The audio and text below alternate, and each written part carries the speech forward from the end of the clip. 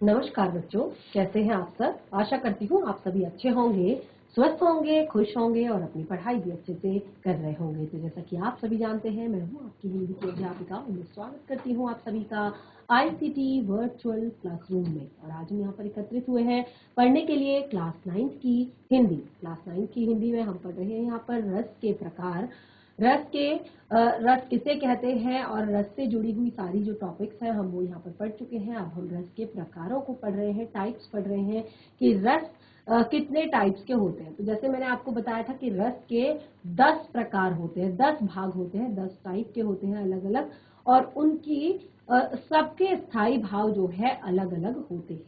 तो यहाँ पर हम अपने पिछले लास्ट सेशन तक 3 रसों को पढ़ चुके हैं, जिनमें से हमारा जो पहला रस था वो था श्रृंगार रस। उसके बाद हमने जो दूसरा पढ़ा वो था हमारा श्रृंगार रस के साथ मैंने श्रृंगार रस के एग्जाम्पल आप लोगों को बताए थे। तो उसमें 2 तरह के श्रृंगार रस हमने पढ़े। सबसे पहले हमने यहाँ पर पढ़ा संयोग श्रृंगार रस। पहले जो हमने एग्जाम्पल पढ़ा था वो था संयोग श्रृंगार रस, और उसके बाद जो हमने दूसरा पढ़ा वो है वियोग श्रृंगार रस।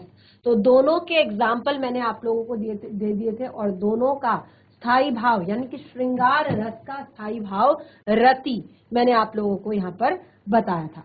उसके बाद जो हमने दूसरा यहाँ पर रस पढ़ा था अपने लास्ट सेशन में वो था हमारा वीर रस।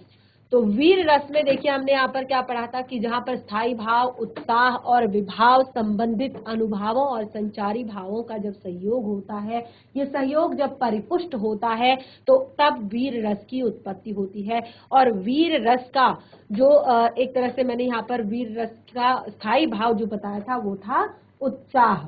ध्यान रखिएगा, श्रृंगार रस का स्थायी भाव है रति, वीर रस का स्थायी भाव है उत्साह। और इसका एग्जाम्पल भी मैंने आप लोगों को दिया था यहाँ पर इस तरह से एक कविता सुंदर सी वीर रस से जुड़ी हुई, जिसमें आपने देखा कि राणा और झाला इन दोनों की वीरता के विषय में यहाँ पर बताया गया है।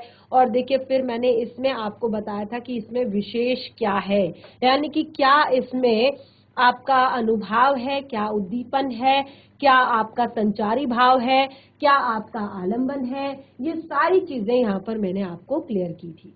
उसके बाद देखिए हमने यहाँ पर तीसरा पढ़ा था अपना करुण रस। करुण रस यानी कि जहां पर करुणा का भाव होता है, दया का भाव होता है, शोक का भाव होता है।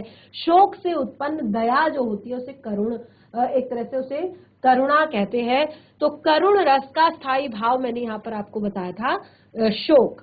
तो चलिए यहाँ यहीं से एक बार कंटिन्यू करते हैं, यानी कि एक बार फिर से करुण रस को हम पढ़ते हैं और उसके बाद आगे के जो हमारे 7 भाग हैं उनको हम पढ़ेंगे। तो देखिए यहाँ पर मैंने बताया कि आलंबन के दुख, हानि अथवा मृत्यु से शोक उत्पन्न मृत्यु के शोक से उत्पन्न दया अथवा सहानुभूति के कारण आश्रय में इसकी उत्पत्ति हो जाती है। और इसका स्थायी भाव होता है शोक, संचारी भाव होता है ग्लानि, मोह, स्मृति, चिंता, दैन्य, विषाद और उन्माद। ठीक है, इसी तरह से यहाँ पर इसमें आलंबन है अपनों का मरण हो सकता है, कोई किसी की दुरावस्था हो सकती है, गरीबी हो सकती है, अपाहिजपन हो सकता है, कोई दुर्घटना हो सकती है। आश्रय जो है वो है शोकग्रस्त व्यक्ति, यानी कि करुणा किसके मन में आएगी, जो शोकग्रस्त व्यक्ति होगा उसके मन में करुणा का भाव उत्पन्न होगा। उद्दीपन है आघात करने वाला। जैसे मैंने उद्दीपन के लिए आपको क्या बताया था कि जो आसपास की चीजें होती हैं वो क्या होता है, उद्दीपन होता है, यानी कि आसपास का वातावरण।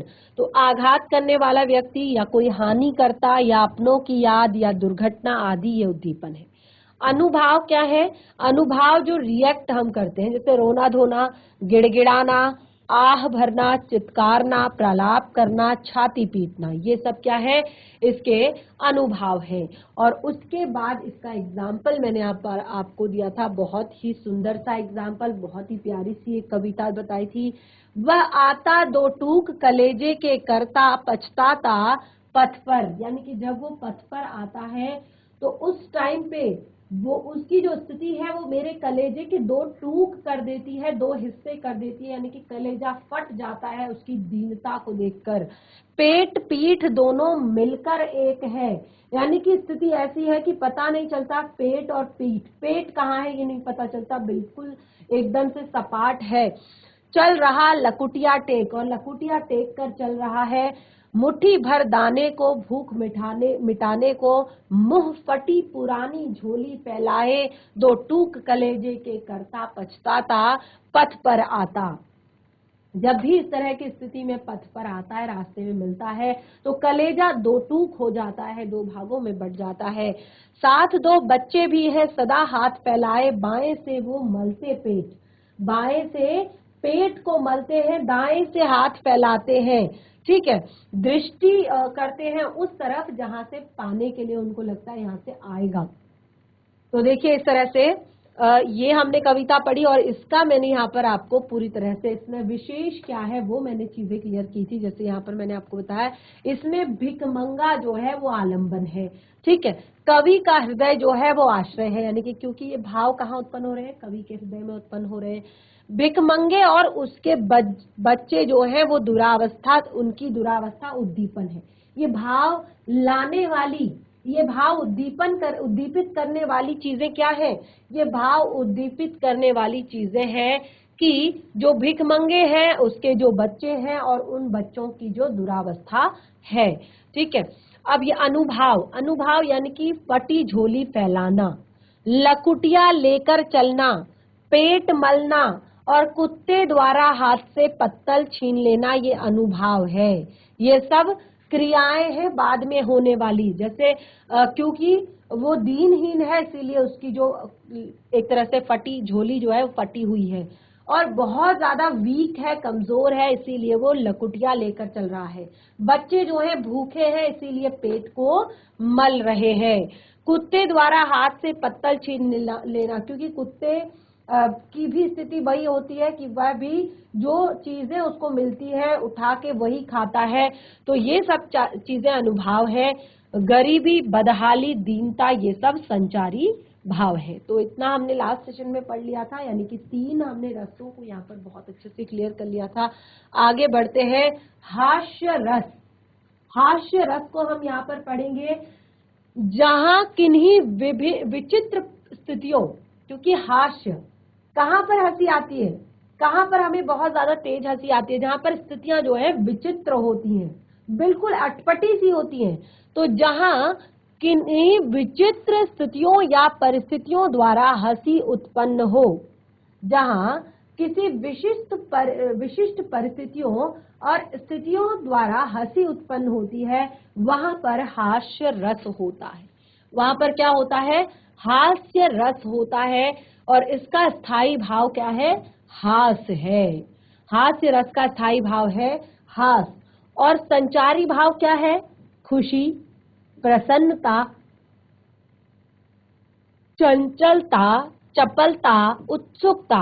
आलंबन क्या है, ये विचित्र स्थिति, ये बात, ये वेश, कुछ भी हो सकता है। किसी की विचित्र स्थिति भी आलंबन हो सकती है। किसी की कोई बात, कभी कोई बात कहता है ना इस तरह से तो हमें हंसी आ जाती है, या कभी किसी की वेशभूषा पर हमें हंसी आ जाती है।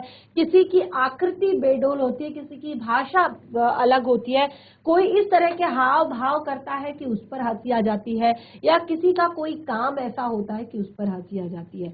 तो ये सब आलंबन है। आश्रय कौन है, आश्रय है हंसाने वाला, जो हंसाने वाला व्यक्ति है। जैसे पात्र, यानी कि जोकर भी हो सकता है, अभिनेता भी हो सकता है, और हंसने वाला, देखने वाला दर्शक भी हो सकता है, और सुनने वाला श्रोता भी हो सकता है। यानी कि किसी के मन में भी ये भाव आ सकते हैं। वो हंसाने वाले के मन में भी आ सकते हैं, वो उस पात्र के मन में भी आ सकते हैं, अभिनेता या जोकर के मन में आ सकते हैं, और दर्शक और श्रोता के मन में भी आ सकते हैं। अगला है उद्दीपन। उद्दीपन यानी कि इस चीज को बढ़ाने वाले, और तेज से हंसी, हंसी का भाव आ रहा है, हंसी आ रही है, लेकिन उसको उद्दीपित कौन करता है, उसको बढ़ाता कौन है, वो है हंसाने वाले के हाव भाव। यानी कि जो व्यक्ति हंसा रहा है वो कई बार ऐसे ऐसे ऐसे कुछ इस तरह की हरकतें करता है, इस तरह के भाव दिखाता है कि हमें हंसी आ जाती है, ठीक है। या बातें, उसकी बातें इतनी अच्छी होती हैं कि हमें हंसी आ जाती है। कोई ऐसी क्रियाएं करता है कि हमें हंसी आ जाती है, कोई ऐसी ऐसी चेष्टाएं करता है कि उसकी बात पर हंसी आ जाती है। कभी स्वयं स्थितियां ऐसी बन जाती है कि हमें हंसी आती है, और कोई यादें ऐसी होती हैं जिनको याद करके हम थोड़ा सा हंस लेते हैं। तो ये सब है आपका हास्य रस। कब होता है हास्य रस?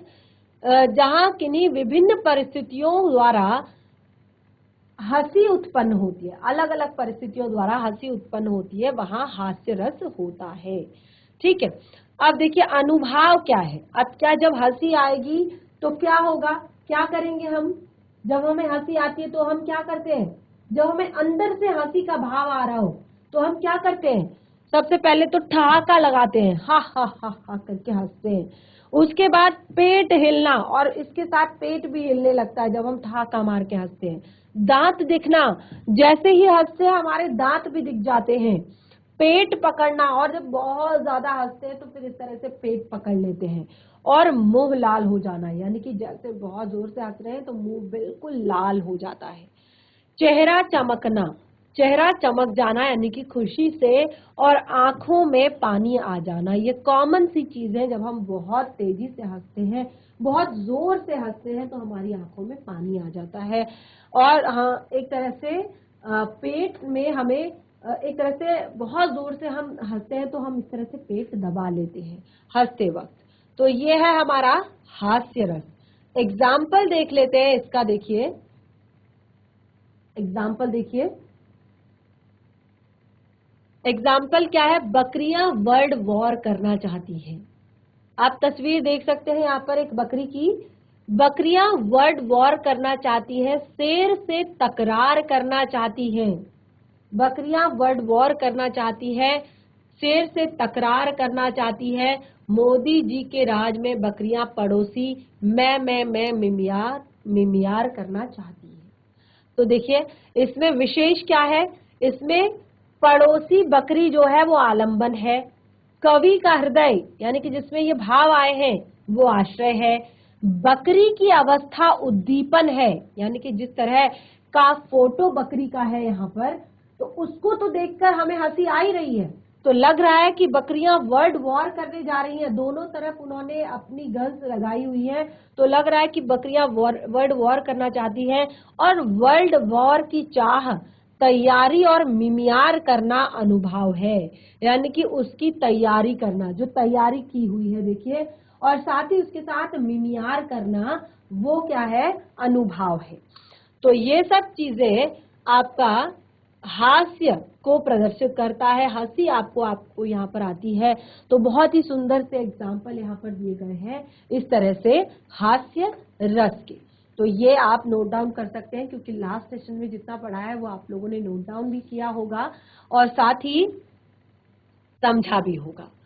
आगे बढ़ते हैं रौद्र रस।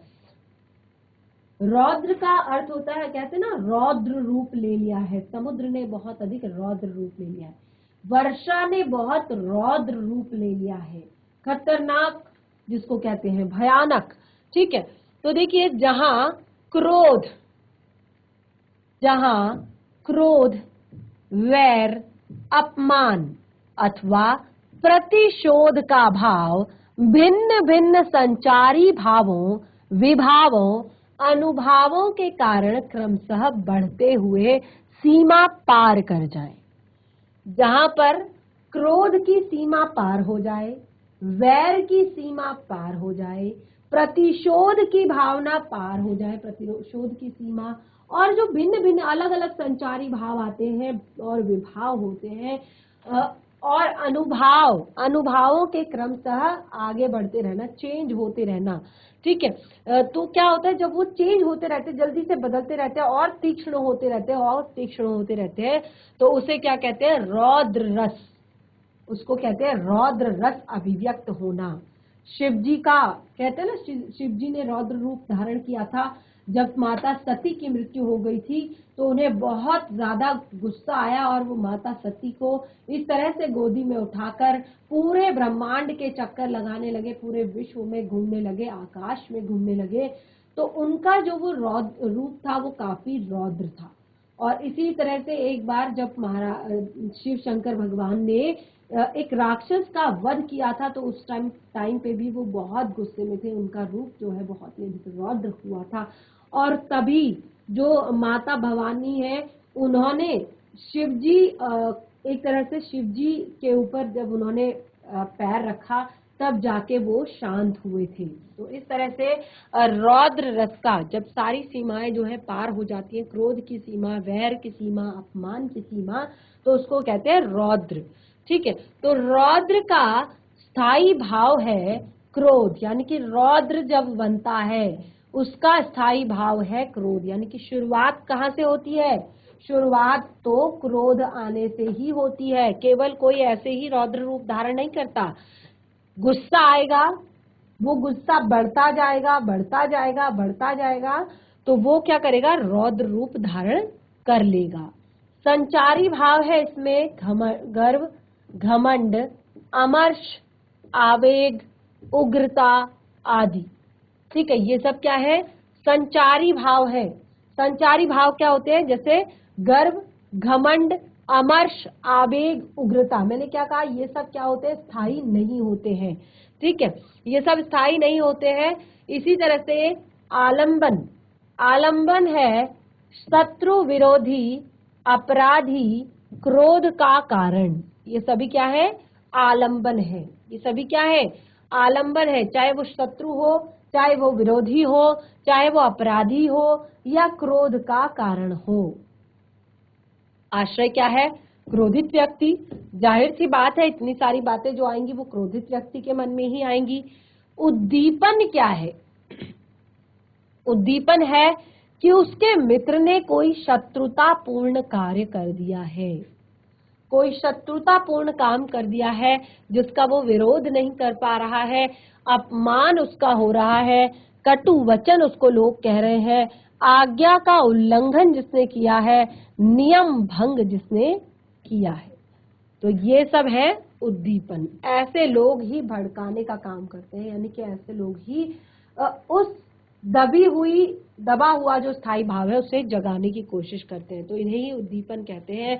अब देखिए, जो अनुभव होता है रौद्र रूप में, जो अनुभव होता है वो क्या होता है? देखिए, आंखें लाल हो जाती हैं। जब रौद्र रूप होता है, गुस्सा आ रहा होता है, तो आंखें लाल हो जाती हैं, शरीर कपकपाने लगता है, शरीर जो है वो कपकपाने लगता है, ललकारना, किसी को हम गुस्से में क्या करते हैं?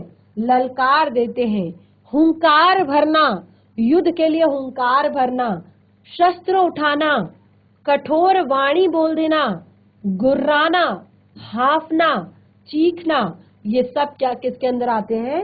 रौद्र रस के अंतर्गत आते हैं। ठीक है, तो यहाँ पर अभी तक हमने 5 अपने रस पढ़ लिए हैं। सबसे पहले कौन कौन सा रस पढ़ा? श्रृंगार रस। उसके बाद हमने यहाँ पर पढ़ा वीर रस। उसके बाद हमने पढ़ा करुण रस। उसके बाद हम यहाँ पर हमने पढ़ा एक तरह से आपका हास्य रस। उसके बाद हम पढ़ रहे हैं रौद्र रस। तो रौद्र रस भी हमारा लगभग यहाँ पर क्लियर हो गया है। तो अब हम इससे जुड़ा हुआ एग्जाम्पल भी देख लेते हैं कि रौद्र रस का एग्जाम्पल क्या है, उदाहरण क्या है, कैसे समझेंगे इसको हम।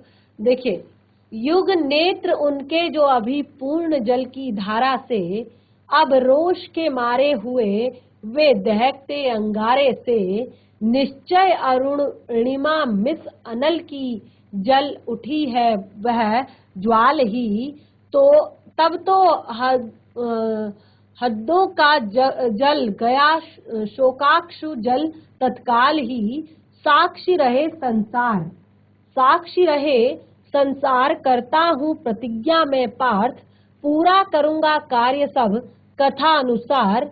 यथार्थ में जो एक बालक को कपट से मार हंसते हैं, यथार्थ में जो एक बालक को कपट से मार हंसते हैं, तभी वे शत्रु सत्वर शोक समाचार समग्र दिखेंगे। सभी उस काल, देखिए यहाँ पर देखिए जो पंक्ति थी हमने पहले भी पढ़ी है, सभी उस काल मारे क्रोध के तन कांपने लगा उसका, मानो हवा के वेग से सोता हुआ सागर जगा। मानो हवा के वेग से सोता हुआ सागर जगा। मुख बाल रवि सम लाल होकर, मुख बाल रवि सम लाल होकर ज्वाला सा बोधित हुआ। प्रलयार्थ उनके मृत कहाँ, काल क्या कौल ही क्रोधित हुआ, कौल ही क्रोधित हुआ। तो देखिए कितनी सुंदर पंक्तियां यहाँ पर है। ये है आपका एक तरह से जो रौद्र रस मैंने आपको बताया था। तो अब हम आगे बढ़ते हैं कि इस कविता में पूरा का पूरा जो सारी की सारी जो चीजें हैं वो किस तरह से दी गई है, किस तरह से है। तो देखिए यहाँ पर इसमें अभिमन्यु के हत्यारे कौरवों को आलंबन कहा है। इसमें जो अभिमन्यु के हत्यारे हैं कौरव, उनको आलंबन कहा है। अर्जुन जो पार्थ है मुख्य रूप से वो कहानी का यहाँ पर पात्र है। कौरवों का कपट युद्ध के निकट नियम तोड़ा। ये कौरवों का पुराना कपट है। कौरव हमेशा इस तरह की चीज गलत हरकतें करते हैं। तो ये कौरवों का कपट युद्ध के नियम तोड़ना, अभिमन्यु का वध, अधर्म आदि उद्दीपन है। ये सारे यानी कि एक तरह से ये इस युद्ध को कराने के उद्दीपन क्या है कि अगर केवल और केवल यहाँ पर अभिमन्यु के जो हत्यारे कौरव हैं वो आलंबन है, तो अर्जुन पार्थ यहाँ पर आश्रय है। कौरवों का जो कपट है, कौरव लोगों का जो कपट है, युद्ध के नियम तोड़ना, अभिमन्यु का वध, अधर्म आदि करना, यानी कि सोते हुए व्यक्ति को मारना क्या है, अधर्म कहा जाता है। कौरवों का कपट जिसके कारण युद्ध के लिए नियम तोड़ना पड़ा। अभिमन्यु का वध, धर्म आदि उद्दीपन है। इसमें क्या है, ये सारी चीजें उद्दीपन है। अब देखिए यहाँ पर एक बार देख लेते हैं। आंखें लाल होना, कांपना, हुंकारना, कठोर वाणी अनुभाव है। ये सब क्या है, अनुभाव है। यानी कि कांपना, डर का भाव आपके अंदर रहता ही है। हुंकारना और कठोर वाणी कहना अनुभाव है। शोकाक्षु, प्रतिज्ञा, उग्रता आदि संचारी भाव है। इसमें यहाँ पर शोकाक्षु, प्रतिज्ञा, उग्रता आदि संचारी भाव है। ठीक है, तो इस तरह से हमने यहाँ पर आपका रौद्र रस भी पढ़ा। तो रौद्र रस में देखिए मैंने आपको एक बात बताई कि रौद्र रस जो है उसका स्थायी भाव क्या है, उसका स्थायी भाव है क्रोध। तो ये आपने देखा होगा, बहुत अच्छे से पढ़ा मैंने यहाँ पर, बहुत अच्छे से आप लोगों को एक्सप्लेन करवाया। आगे बढ़ते हैं। हरि ने भीषण हुंकार किया, हरि ने भीषण हुंकार किया, अपना स्वरूप विस्तार किया। डगमग डगमग दिग्गज डोले, भगवान कुपित होकर बोले। तो बिल्कुल यहाँ पर जो भगवान है एक तरह से उनके लिए कहा गया है, हरि ने भीषण हुंकार किया। यानी कि जो हरि यानी कि भगवान है उन वो तो यहाँ तक कि एक तरह से कहेंगे ही कि आप इस तरह से करो, लेकिन हरि ने भीषण हुंकार किया, अपना स्वरूप विस्तार किया। जो हरि थे, जो भगवान विष्णु थे, उन्होंने अपना जो एक तरह से रूप है उसको बढ़ाना शुरू कर दिया। उस रूप को धीरे धीरे धीरे धीरे धीरे बड़ा करना शुरू कर दिया। डगमग डगमग दिग्गज डोले। अब इतना भी ज्यादा डगमग मत करो। भगवान कुपित होकर बोले, और भगवानों को गुस्सा आ गया और भगवान कुपित होकर बोले। क्या बोले, जंजीर बढ़ा लो अब साधु मुझे, जंजीर बढ़ा अब साध मुझे। हाँ हाँ दुर्योधन बांध मुझे, याचना नहीं अब रण होगा। जीवन एक तरह से बताया गया है कि जीवन की जो मरण है या जीवन की कोई भी बात है वो सब क्या होगी, वहां पर रण में होगी। बरसेगी भू पर यही प्रखंड, बरसेगी भू पर यही प्रखंड, फन शेष नाग का डोलेगा, फन शेष नाग का डोलेगा, विकराल काला मुंह खोलेगा, विकराल काला मुंह खोलेगा। तो इस तरह से देखिए यहाँ पर हमने रस के जो अपने भेद है उसमें हमने आपका जो रौद्र रस है वो भी हमने पढ़ लिया था। अब देखिए यहाँ पर विशेष क्या है, अब देखिए इसमें विशेष क्या है जो हमने पढ़ा। इसमें विशेष ये है कि देखिए विशेष जो चीजें हैं वो मैंने यहाँ पर आपको बताई। अब अगला है भयानक रस।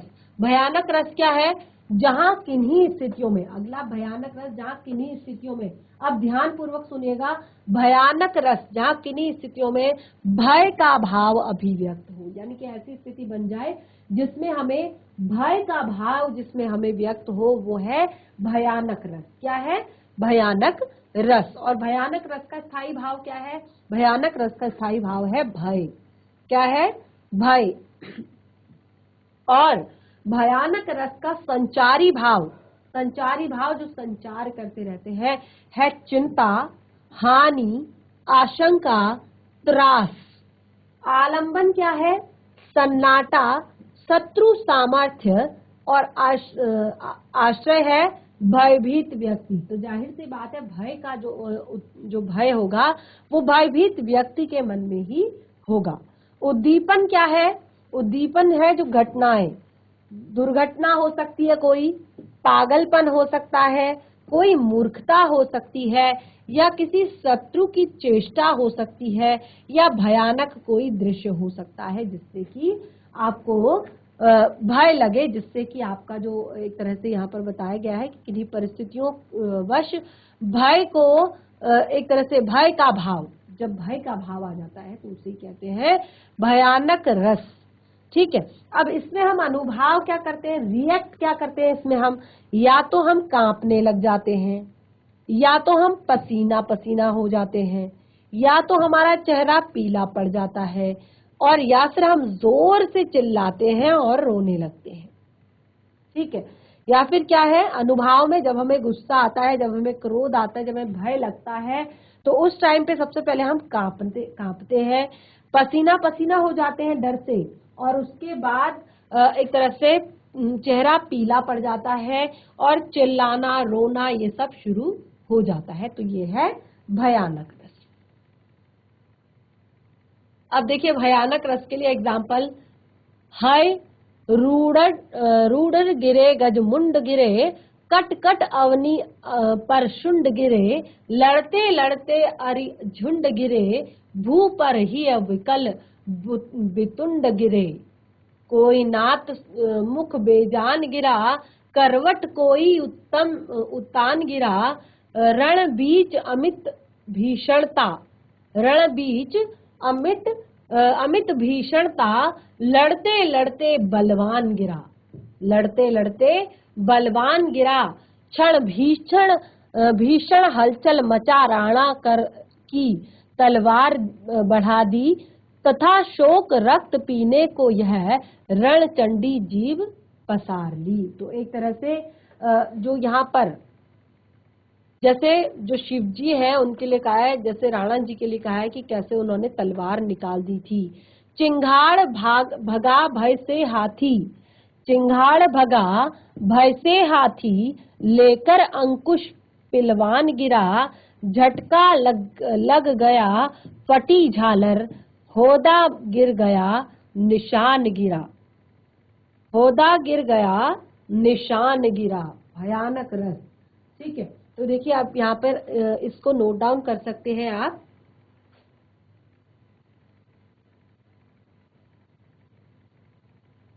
तो आगे बढ़ेंगे अब इसमें जानेंगे इसमें विशेष क्या है। ठीक है, इसमें विशेष क्या है वो हम जानेंगे। तो देखिए यहाँ पर विशेष है, इसमें मुगल बादशाह अकबर और उसकी सेना जो है वो आलम्बन है। अकबर की बात की है तो अकबर और अकबर की जो सेना है वो आलम्बन है। मेवाड़ केसरी, कौन है मेवाड़ केसरी? राणा प्रताप। की तलवार जो है वो आश्रय है। राणा प्रताप की तलवार आश्रय है। मुगलों का कपट करना, भयानक युद्ध करना, मुगल सेना का संहार, हाथी घोड़े और शत्रुओं का कटना आदि उद्दीपन है। यानी कि जो मुगल सेना ने कपट किया, जो भयानक युद्ध हुआ, जो मुगल सेना का संहार हुआ, और साथ ही हाथी घोड़े और शत्रुओं का कटना, यानी कि ये सब कैसे आ रहा है मन में? ये सब मन में आ रहा है क्रोध, जब हम इतनी सारी चीजों को देख रहे हैं। स्थायी भाव, यहाँ पर देखिए अनुभाव क्या है? अनुभाव है हाथियों का चिंघाड़ना, इसे हमने कहा अनुभाव। इसी तरह से घोड़ों का हिनहिनाना, इसे कहेंगे अनुभाव। शत्रुओं का चीखना पुकारना, शत्रुओं का चीखना पुकारना भी आपका अनुभाव है। ठीक है। तलवार का चमकना, तलवार का चमकना भी अनुभाव है। इस तरह से प्रचंड प्रहार, प्रचंड प्रहार, शत्रुओं की हताशा, उग्रता आदि संचारी भाव है। तो देखिए इतना सुंदर यहाँ पर एग्जाम्पल दिया था हमें भयानक रस का। नंबर 8 विभत्स रस। विभत्स रस को घृणा भी कहते हैं। ठीक है, जुगुप्सा भी कहते हैं, जुगुप्सा। विभत्स रस का स्थायी भाव है जुगुप्सा या घृणा। तो देखिए जहां किसी वस्तु, व्यक्ति, स्थान या दृश्य को देखकर घृणा, यानी कि घृणा हो, मन उदास हो, वहां विभत्स रस होता है। देखिए कितनी यहाँ पर सुंदर पंक्ति है कि जहां पर किसी वस्तु, व्यक्ति या स्थान को देखकर घृणा मन में उत्पन्न होती है या जुगुप्सा उत्पन्न होती है, तो वहां विभत्स रस होता है।